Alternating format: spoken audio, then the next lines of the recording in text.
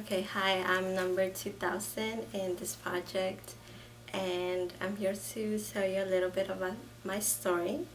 I am 28 years old. I picked the number 2000 because that's the year I graduated from high school. It's 2010, and I'm currently planning my 10-year high school reunion, and this week is um, a coming out of the shadows week, which means that this year I'm definitely gonna have to come out of the shadows. My friends, most of the ones I went to school with, know me since I was little.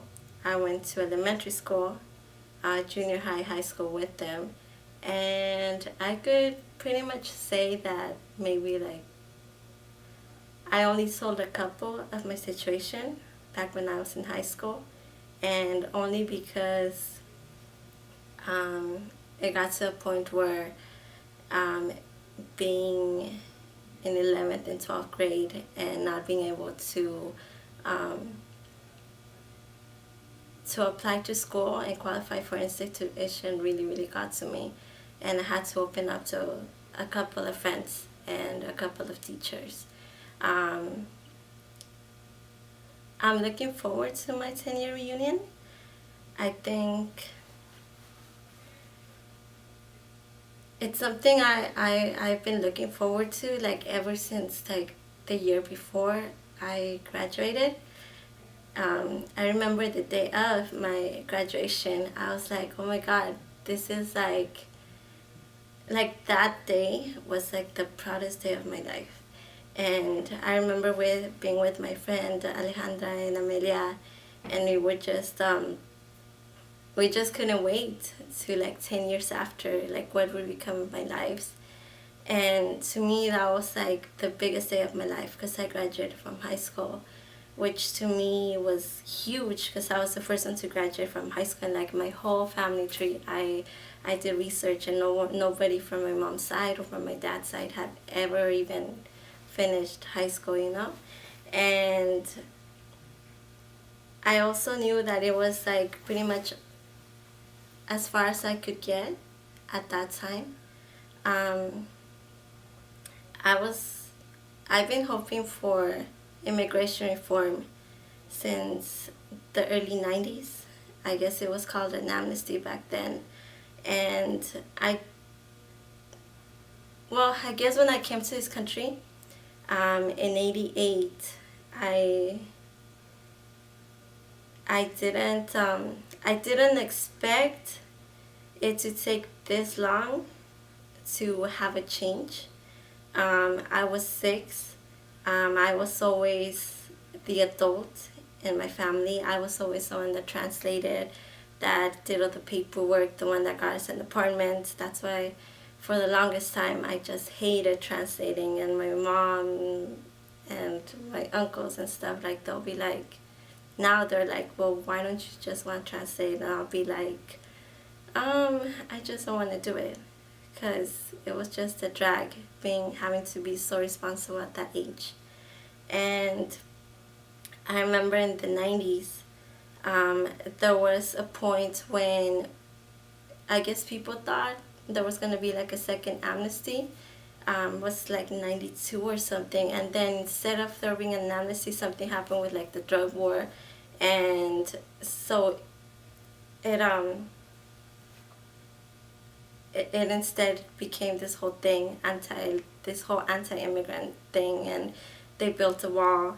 And when that happened, my mom decided that we're staying here, that we were going back to Mexico. I always knew I was different. I always knew I was undocumented. Um, by the time I graduated from high school, and by the time I graduated from high school, um, I had kind of given up on my dreams.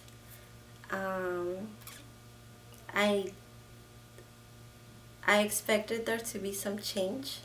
I heard about the DREAM Act in 2001. I started talking to people in 2000. I moved to Chicago and I started sharing my story there. with this whole movement in the churches. We created a red with all like the church youth groups in Chicago, and I started sharing my story.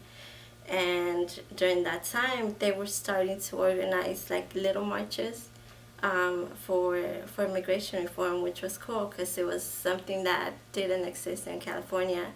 Um, I I came back to school, to UC Irvine, and I honestly, I guess like 10 years later from my graduation, I really, really expected it to be different. I never expected to have to go to a graduation and have to tell people, you know what,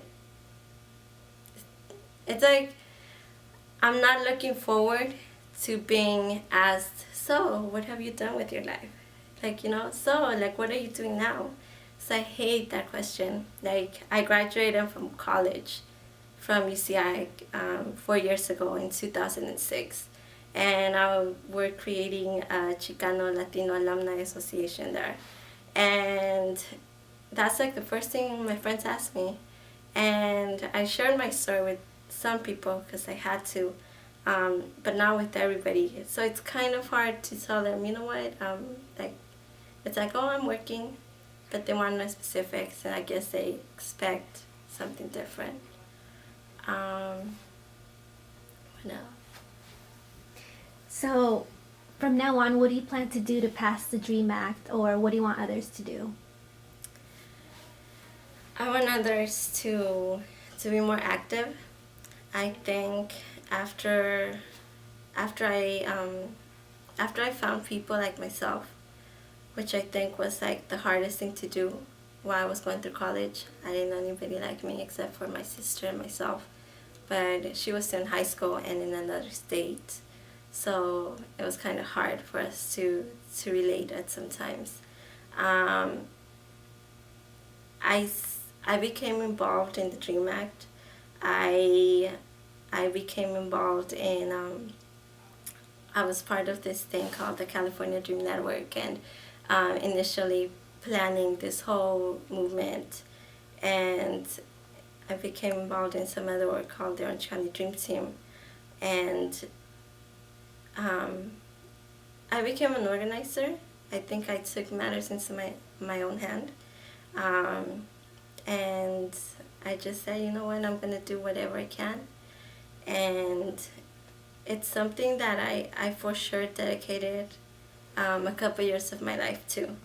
I One of like the coolest thing I did was participating and organized a fast um, for a week, and that was really cool because that year we actually almost, I mean, we got the DREAM Act as far as it has ever gotten, and I've since then to now, I see the difference in people. I've seen a lot of people grow as leaders, and I see a lot of people become more comfortable with being undocumented and just like being open about it and sharing their story. And I think that's huge. It makes a huge difference, huge difference. And once you get to that level, it's really easy to organize.